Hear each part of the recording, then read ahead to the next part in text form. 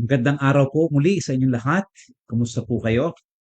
Sa ating pong pagpapatuloy ng pag-aaral natin, Bible Study Online dito po sa Maniwala. We would like to continue discussing eschatology, the last days, the last things. And we said that we're going to be talking about the events before the second coming, during the second coming, and after the second coming of Jesus Christ, being the second coming being the center of it all. Ngayon po, because we are still in the area of during the second coming of Christ, I would like to talk about this issue on personal eschatology. A lot of people are asking about what's going to happen to me when I die. What is happening now to the loved ones who died? Yun po yung mga katanungan ng maraming tao sa atin. Where are the dead? 5 minutes after he or she died. Yun po yung gusto nating pag-usapan ngayong araw na ito. Where are our loved ones who died before the second coming of Jesus? I think it is a very interesting question, and a lot of people are asking this kind of question so that they can at least remove some fears of the unknown. Hindi ko alam kung ano mangyayari sa akin when I die. And I hope that the Word of God today will give us some clarity on this question. We hope and we believe that the Bible will have an answer on that kind of question. And so the specific issue here today is exactly what happens to human being after they experience physical death. Or what takes place between death and the resurrection from the dead. Habang wala pa yung resurrection from the dead, habang nasa kalagitnaan pa ng kamatayan ng isang tao, what is happening? And so we will discuss basically yung po tinatawag nating intermediate state. Kaya nga po, this is called personal eschatology. And we are boiling it down, focusing on the intermediate state. Ano nga ba ang nangyayari sa intermediate state? And that is our interest na gusto nating matalakay ngayon. Let me define intermediate state para po we are on the same page.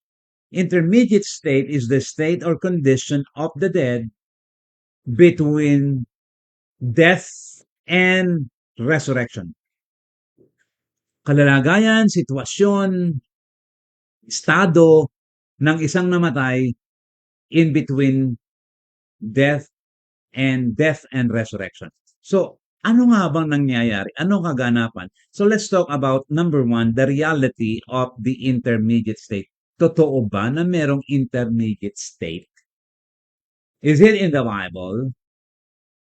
Well, let us first remember that man is a unity of body and soul. Matthew 10:28 says, "Do not be afraid of those who kill the body, but cannot kill the soul. Rather, be afraid of the one who can destroy both soul and body." Makikita po nyo dito yung body and soul, soul and body. Makikita po nyo yung unity of man, that you as a human being at lahat tayo bilang tao, we have body and soul. Ayon po sa Matthew 10:28. Gayon din po, man in 1 Corinthians 7:33-34, again, sinabi po ng ganito, "But a married man is concerned about the affairs of this world. How can he please his wife? And his interests are divided. An unmarried woman or virgin is concerned about the Lord's affairs. Her aim is to be devoted to the Lord in both body and spirit. But a married woman is concerned about the affairs of this world. How can she please her husband?" Now, our interest here is not on the relationship of the husband and the wife. we are getting the point from the Apostle Paul that man is a unity of body and spirit. Kanina kay Matthew, ang sabi, man is a unity of body and soul, or kay Paul, man is a unity of body and spirit. Now, at the time of death, there will be a separation between body and soul or body and spirit. Now, as we can see between Paul and Matthew, soul and spirit being used interchangeably, pwedeng minsan ay soul, pwedeng spirit, iminamatch sa body, and they're being used interchangeably in the scripture in some ways. And it corresponds to the inner or internal being of man. Yung pong spirit or soul, it corresponds, tumutugon sa pagkataong loob ng isang tao. Kaya pag sinabing spirit or soul, yun po yung pagkataong loob niya. Now, meron din po namang material aspect or physical aspect of man, and that corresponds to the outer or external being of man.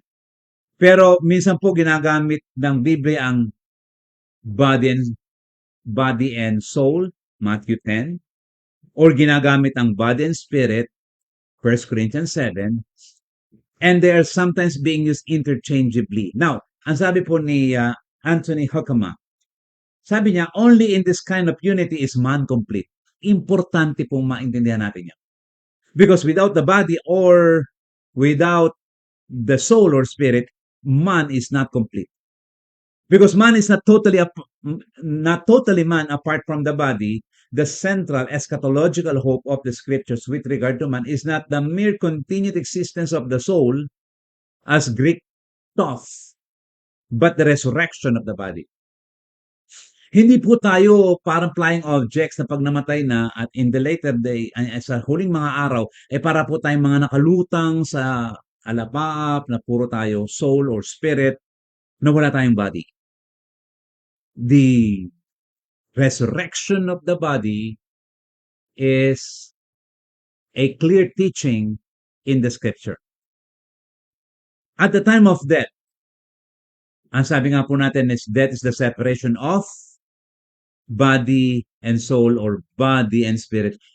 At the time of death, the material, yung physical material, and immaterial, yung soul or spirit, or body and soul or body and spirit, is being separated, which is not the normal existence of man. For human being to be alive must have both the body and the soul, body and spirit together. Hindi po normal sa isang taong buhay ang body lamang or soul lamang or body lamang at walang spirit.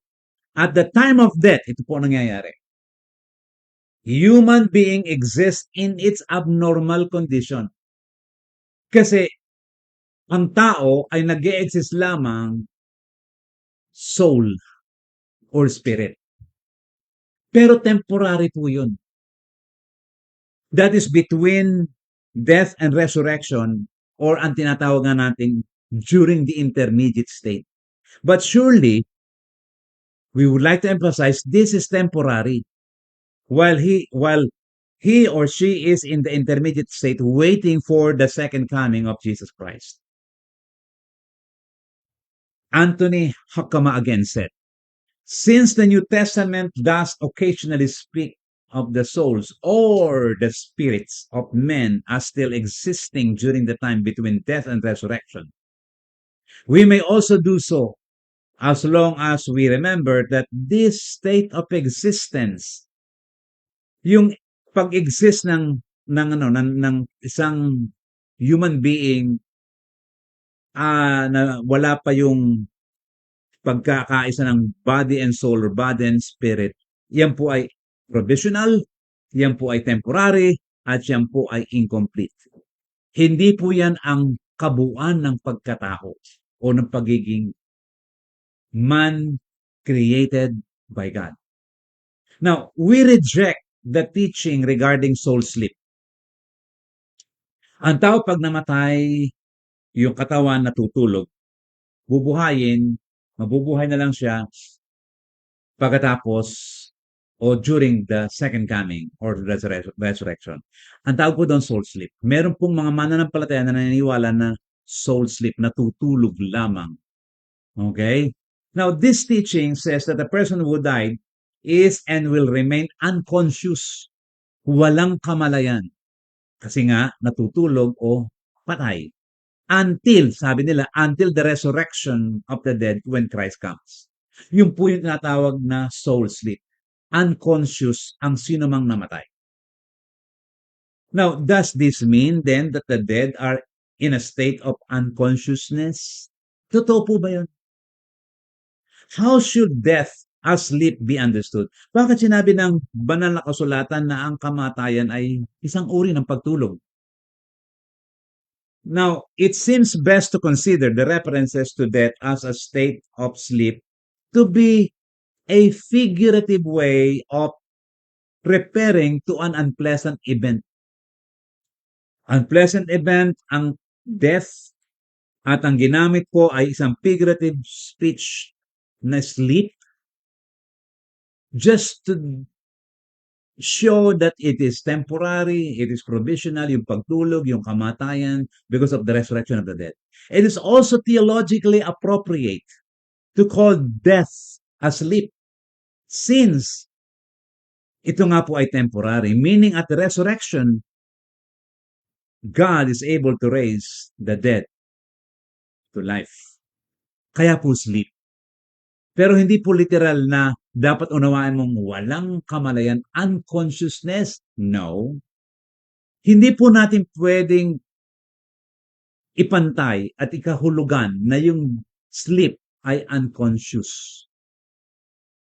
Na kapag ang tayo namatay, unconscious siya o wala siyang kamalayan. Ito na nga po, pag-usapan natin ngayon, ang nature of the intermediate state habang naroon siya sa kalalagayang yon, sa kamatayan, between death and resurrection, what is happening? Now, let's talk about Luke chapter 16, 19 hanggang 31. Mahaba pong passage na alam natin, it talks about the rich man and Lazarus. At ito po yung maliwanag na makikita natin sa mga talataan na ito. Now, I will not read everything. And most of you ay naalaman na alam na ang kwentong ito. So, one could object na pag narinig ang kwentong ito, just to argue that there is consciousness after death, hindi soul sleep. Ang unang sasabihin ng kausap mo na naniniwala sa soul sleep, ang una niya sasabihin, pag binasa mo ang Luke 16:19-31, ay, sandali lang, parable lang yan. Talinghaga, hindi totoong nangyari. At sasabihin nila na it is not proper to obtain direct doctrinal teachings about the conditions of the dead kasi nga, it is only a parable. Though we don't deny it, yet we cannot discount the fact that parable talks about the condition of the godly and the ungodly after death. May sinasabi ang parable na ito, may itinuturo ang parable at huwag nating tatanggihan at kahit sino hindi pwedeng tumanggi na kahit talinghaga, at huwag natin sabihin kahit talinghaga lang, kasi si Jesus, he speaks parable. He talks with the disciples using parables. Eh, walang kwenta yan. Parable lang yan. No. Hindi pwedeng sabing walang kwenta ang parable. It talks still, yung Luke 16, though a parable talks about the condition of the godly and the ungodly after death. Now, ano po ang biblical affirmation sa intermediate state ng mga passage na ito? Ng Luke 16. Number 1, makikita natin dito sa kwentong ito between the rich man and Lazarus that individuals continue to exist in a state of personal consciousness after death. Number 2, Individuals exist in this state temporarily as souls without bodies. Makikita po natin ito, kaya nga intermediate state. Ito po yung state of abnormality because in the beginning, God created man, body, soul, or body and spirit. Kaya po, temporary lang ito at abnormal po ito because these are souls without body and God did not create us as souls. No. Makikita po nyo sa Genesis 1 and 2, makikita po nyo ang creation. Body is included in the creation of God. Number 3, biblical affirmation po. Christ's followers have a firm hope that they, like Jesus, will be delivered from the power of Sheol. Yung po sinabi ng 16:25, let me read chapter 16 verse 8 natin the PowerPoint, but let me read from the Bible. Luke 16:25. But Abraham said, "Child, remember that you in your lifetime received your good things, and Lazarus in like manner bad things. But now he is comforted here, and you are in anguish." Kita po nyo, this is a biblical parable, but still a biblical truth that Christ followers have a firm hope, kagaya po ni Lazarus, that Lazarus was delivered from the power of Sheol. Ang sabi nga po dito, he is comforted here. Now, pasok naman po tayo sa ungodly. What is happening doon po sa mga ungodly? Doon po sa hindi tinanggap si Jesus bilang tagapagligtas ng kanyang buhay. What happens to them? The ungodly will suffer torment after death and before the resurrection of the body. 16:24. Let me read po. And he called out, "Father Abraham, have mercy on me, and sent Lazarus to dip the end." Ang bigat to, no? To dip the end of his finger in water and cool my tongue, for I am in anguish and in this flame. Verse 25, nabasa na po natin kanina, no? Doon sa bandang huli, ang sinabi doon, Lazarus is comforted and you are in anguish. Sabi doon sa rich man, you are in anguish. Verse 28, ano pong sinabi sa verse 28? 16:28. For I have 5 brothers, so that he may warn them, lest they also come into this place of torment. Into this place. Naroon na. Kasalukuyang nararamdaman na noong rich man yung torment. Hindi unconscious. Conscious. Hindi natutulog, hindi soul sleep, hindi walang malay. May malay. Kaya po, alam na natin kung ano nangyayari sa mananampalataya at sa hindi mananampalataya sa panahon ng intermediate state between death and resurrection. Again, let me quote Anthony Huckama. Ang sabi niya, the New Testament, like the Old, teaches that man is not annihilated at death, but continues to exist either in Hades or in a place of blessedness, sometimes called paradise or Abraham's bosom. At yun po yung nakita natin sa Luke chapter 16. Punta naman po tayo sa Luke chapter 23, 39 hanggang 42. Tingnan po natin kung anong matututunan natin dito. Just to show you that the scripture is clearly teaching consciousness, kamalayan against soul sleep during the intermediate state. Sabi po dito, one of the criminals who hang their head hurled insults at him. Aren't you the Messiah? Save yourself and us. But the other criminal rebuked him. Don't you fear God? He said, since you are under the same sentence. We are punished justly, for we are getting what our deeds deserve. but this man has done nothing wrong. Then he said, Jesus, remember me when you come into your kingdom. Jesus answered him, truly, I tell you, today you will be with me in paradise. Today, you will be with me in paradise. Ang basa po ng iba dito ganito, truly I tell you today, kama. Hindi po. Hindi niya sinasabi ngayon. Ang sinabi niya, sinasabi ko sa iyo, kama. Today, you will be with me in paradise.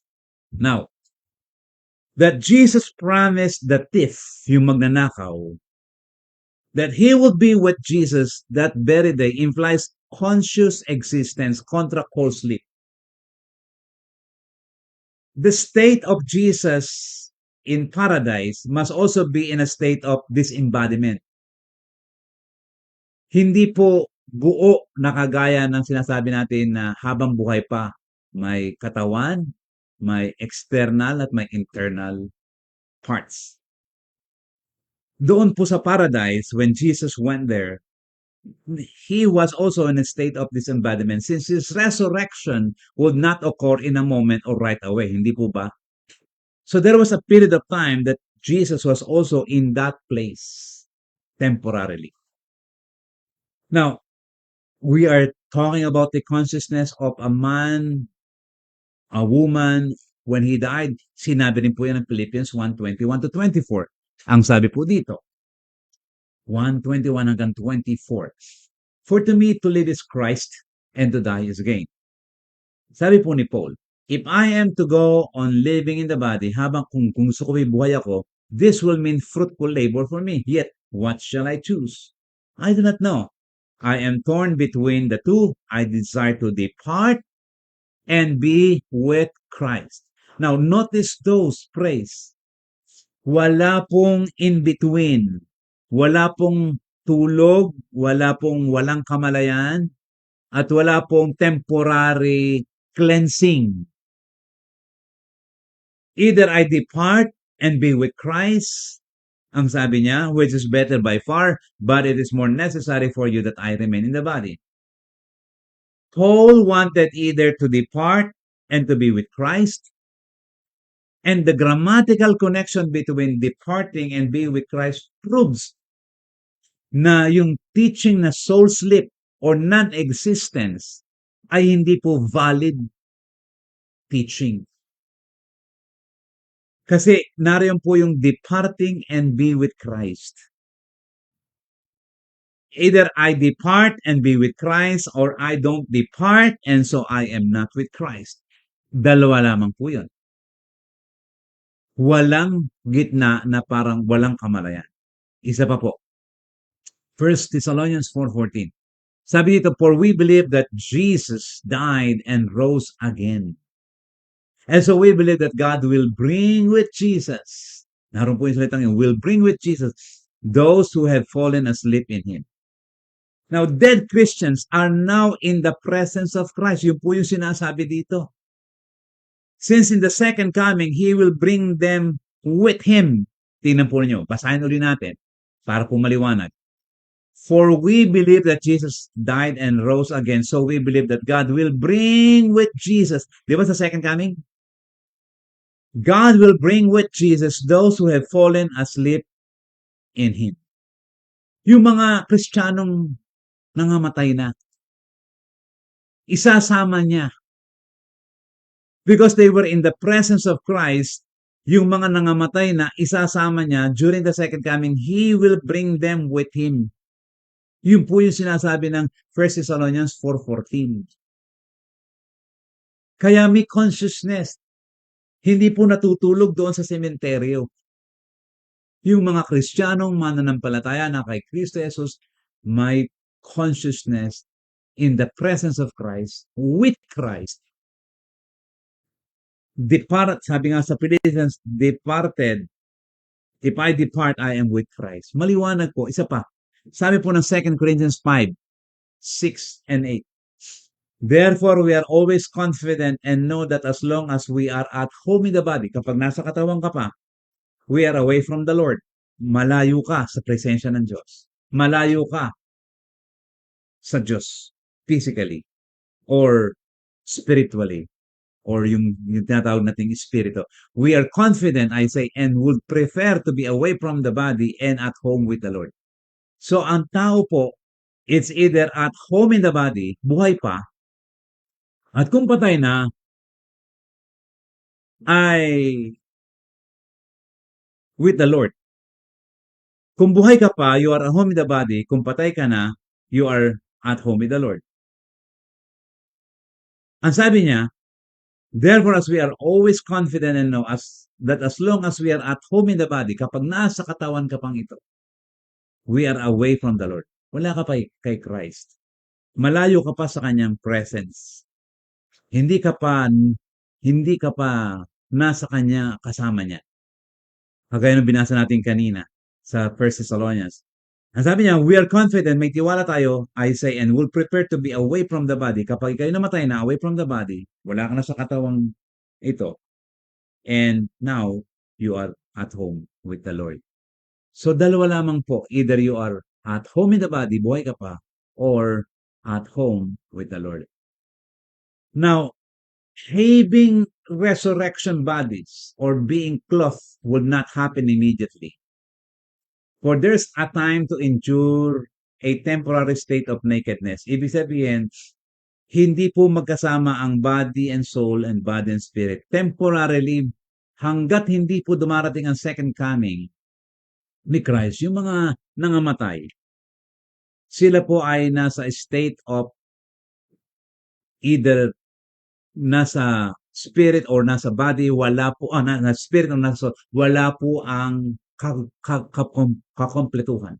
Hindi po siya complete. But the time will come, ito po yung sasabihin natin, the time will come where the body and the soul, ito na maganda, at the second coming of Christ, yung body and soul or the body and spirit will be together again. Together again. Body and soul together again. Nagkahiwalay nung namatay.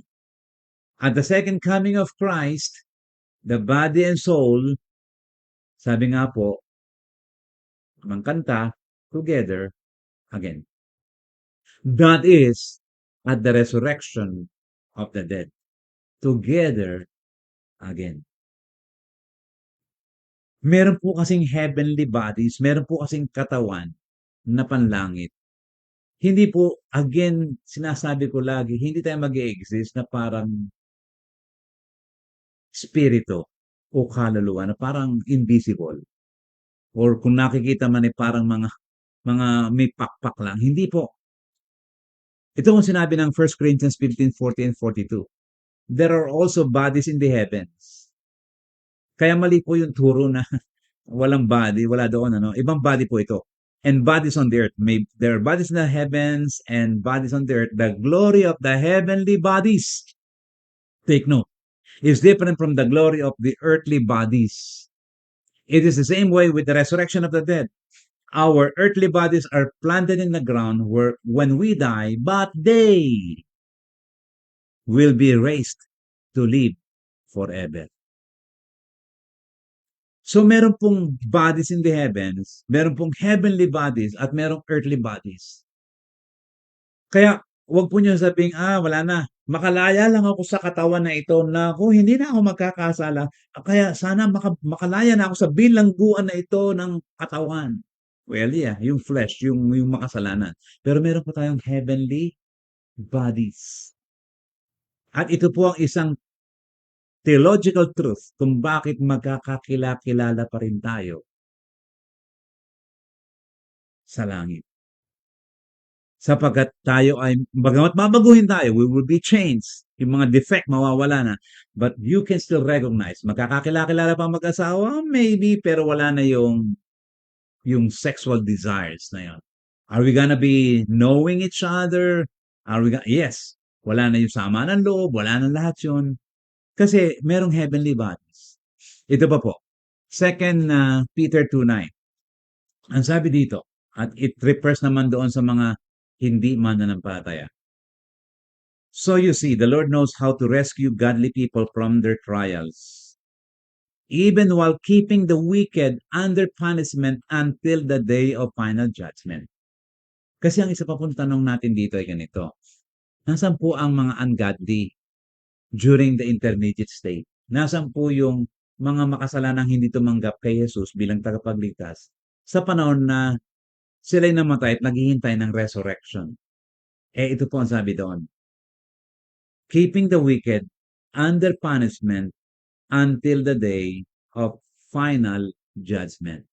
Sila po ay nasa Hades na kung saan they are already being punished until, ang sabi nga po ng ginamit na salita, until the day of final judgment. Nagsimula na po ang punishment sa mga tao na hindi tinanggap si Kristo bilang tagapagligtas ng kanilang buhay. Nagsimula na po yun sa panahon na sila ay mamatay because there is no Savior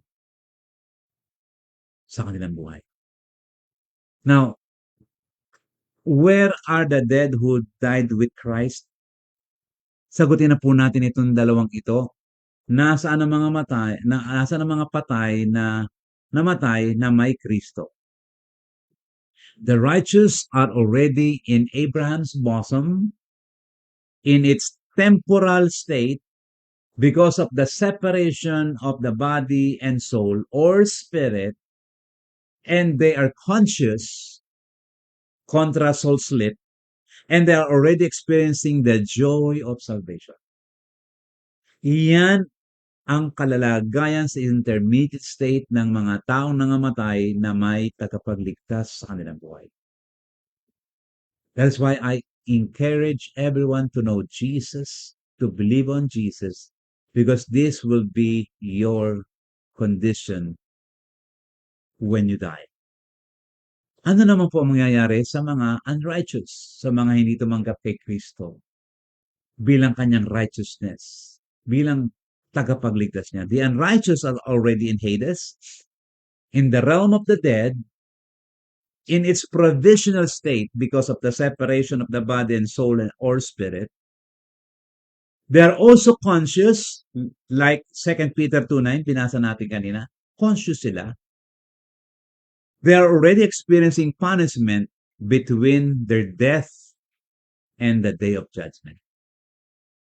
Nakakaranas rin po sila ng torment or punishment sa panahon na yun.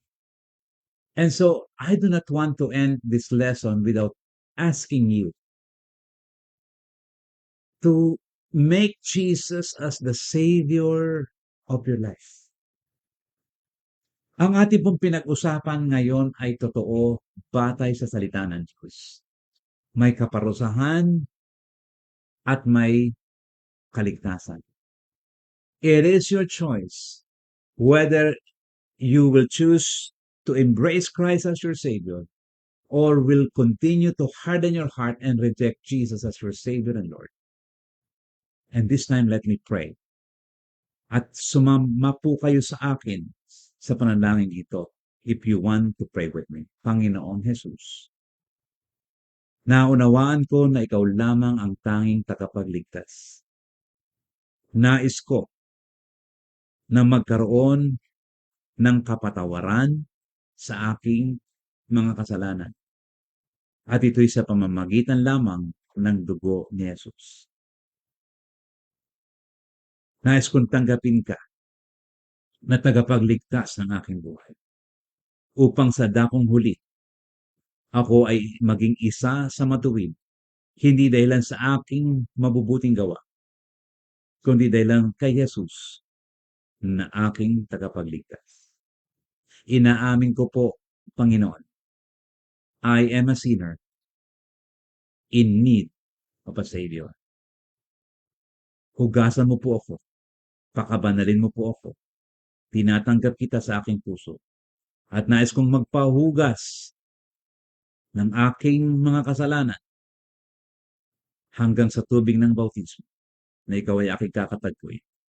Handang magsisi ng aking mga kasalanan, pahayag si Jesus bilang aking tagapagligtas at Panginoon. Ito pong aking dala sa pangalan ni Jesus. Amen. Kaibigan, kung ginawa mo ang panalangin ito, let me know. You can chat me doon sa Maniwala Messenger. I would like to know if you are one of those who did this.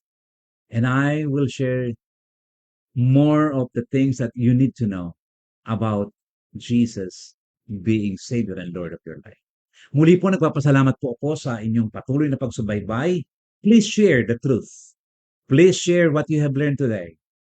And let them also learn and be blessed. Muli po, sumayin niyo ang pagpapala ng Panginoon, Jonathan Aureliasa, hanggang sa muli po.